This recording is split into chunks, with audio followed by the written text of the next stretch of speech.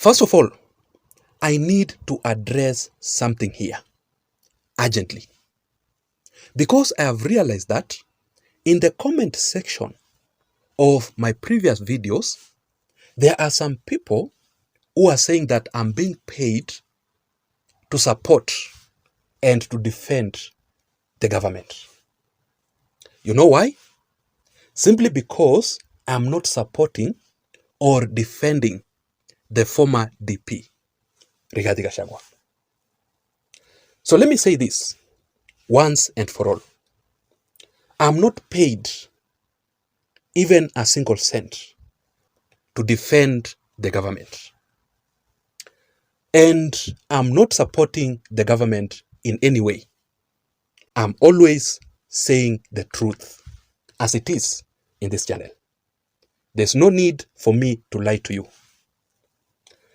Secondly, I cannot and I will never be forced to support or defend Rigathi Gachagua in this channel. You know why? Because Rigathi Gachagua is the most tribal leader in this country. Rigathi Gachagua is a very, very tribal leader. And if Rigathi Gachagua becomes the president of this country, a lot of people will regret. So I'm just saying as it is. That is the truth. So let me give you the shocking secret political details between President William Ruto and Honorable Junet Mohammed ahead of the 2027 general elections. The question is Junet Mohammed replacing Farouk Kibet as William Ruto's most powerful right-hand man in government? You will not believe this. But of course, before we begin this particular analysis for today, if you are listening to me and you haven't subscribed, please just take only 1 second and subscribe to my channel for you to receive the latest political updates and the best political analysis. My name is Jason, and of course, you are listening to Jason Vibes Radio, political channel. So this is not about the broad-based government between Ruto and Raila Odinga. Honorable Junet Mohammed, the Suna East member of the National Assembly, has officially dumped Raila Odinga for President William Ruto ahead of the 2027 elections. Let me prove it to you.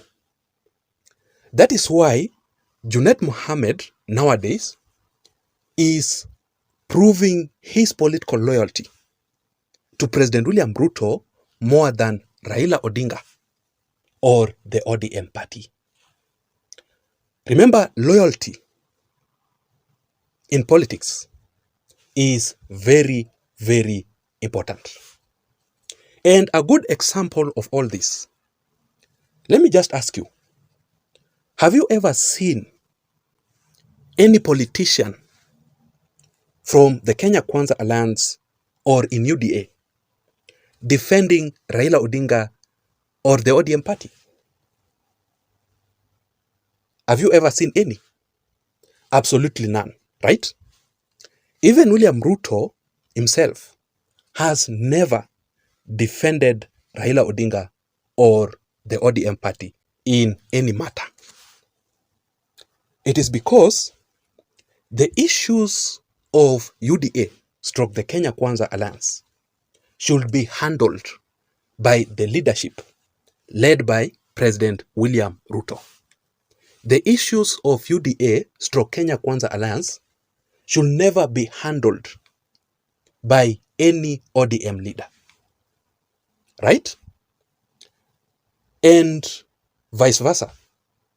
The issues of the ODM party should be handled by the leadership of ODM led by Raila Odinga himself. We should not expect leaders from the UDA party associating on matters to do with the ODM party or Azimio. That is not possible. In regards to that particular explanation, recently, this is exactly what happened. Justin Muturi was fired by President William Ruto in government as the cabinet secretary for public service. Muturi, who is very bitter, extremely bitter and very angry, conducted an exclusive interview at NTV. During that interview, Justin Muturi described President William Ruto as the most corrupt leader and unfit to rule this country. Just watch this short video here. But is he corrupt? Examples aside. Absolutely. Okay. Very. Yes, irredeemably. Okay. Corrupt. I think it's a very unfortunate situation for the country that we have William Ruto sitting in the office as president of Kenya. I think William Ruto is actually unfit for the position of president of the Republic of Kenya. I have come sadly to that conclusion. Now, even before President William Ruto's very close political allies in government, in the Kenya Kwanza /UDA, could defend William Ruto against Justin Muturi's attacks, I was shocked. Junet Mohammed was the first person, the first politician to defend President William Ruto publicly, despite Junet Mohammed being in ODM and as the minority leader in the National Assembly. I want you to listen very keenly to how Junet Mohammed defended William Ruto and how we responded to Justin Muturi. Just listen. Nimesikia vile Secretary General yangu amesema kuna jamaa anaitwa Justin Muturi ameongea jana, ameongea mengi sana, lakini hiyo mengi apeleke kwa idara ya ujasusi ama kwa EACC wachunguze hiyo maneno, kwa sababu mimi pia nina mengi ya kusema juu yake. Mimi kabla ya uchaguzi ya 2022 alikuwa speaker yangu, nilimwendea nikaambia, hey, bwana speaker, si usupport baba yangu anataka kuwa president. Aliniambia afadhali hii mwizi yetu ambaye anaitwa Ruto kushinda baba yako. Sasa leo Ruto amekuwa mtu mbaya jameni kwake. Hiyo ujinga kama hiyo sisi tulitoka. Hatuwezi kudanganywa na vitu kama hizo. Jambo la pili, mimi kama mbunge nataka kuleta mswada nyingine. Yeye ameongea juu ya mambo yote, hakuongea juu ya mambo moja. Kuna jumba hapo bunge inaitwa Bunge Towers, ambayo kuna maofisi ya wabunge. Hiyo nyumba wakati tumekaa chini kama wabunge ilikuwa inafaa ijengwe na 6 billion. Wakati Muturi anatoka kwa ofisi, hiyo jumba ilijengwa na 27 billion. Hapo pia afafanulie sisi kidogo ili tujue hiyo jumba imetoka 6 billion namna gani na ikafika 27 billion. Fafanua hiyo pia. Asanteni sana, Mungu awabariki. And this is not the first time Junet Mohammed to defend the government despite being in the opposition. So let us come back to today's analysis. What exactly is the secret political deal between William Ruto and Junet Mohammed in government ahead of the 2027 general elections? And what are the roles of Junet Mohammed in Ruto's government? There are 3 things. Number 1, recently, the High Court and the Court of Appeal declared that Azimio la Umoja One Kenya Alliance coalition is the majority in the National Assembly or in Parliament, while President William Ruto's Kenya Kwanza Alliance is the minority in Parliament. Now, if that is the case, according to the law, it means that Honorable Junet Mohammed is the majority leader in the National Assembly, and Honorable Kimani Ichung'wah is the minority leader in the National Assembly. However, William Ruto, in any case, Ruto is still safe with none other than Junet Mohammed. Junet Mohammed is on William Ruto's side. So even if he is the majority leader, Ruto is not worried at all. Otherwise, mambo ingechemka. Mambo ingechemka. So that is why Ruto and Junet Mohammed are closely associating together. Meaning, William Ruto needs Junet Mohammed on his side, and he needs Junet Mohammed to be very loyal to him. That is the first secret issue that a lot of people don't actually understand.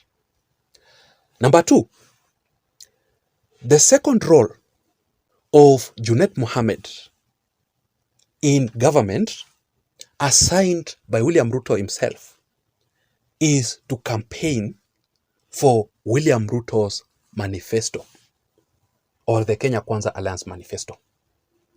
And that is why you will never ever hear Junet Mohammed opposing President William Ruto and the government at all, despite Junet Mohammed being in the opposition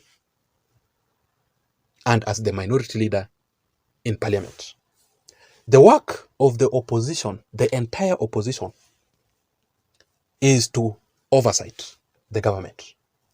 And when you look at the previous political events by Junet Mohammed, you will realize that Junet Mohammed was really opposing William Ruto until recently, which is something very strange. And very many people have been asking what exactly is going on.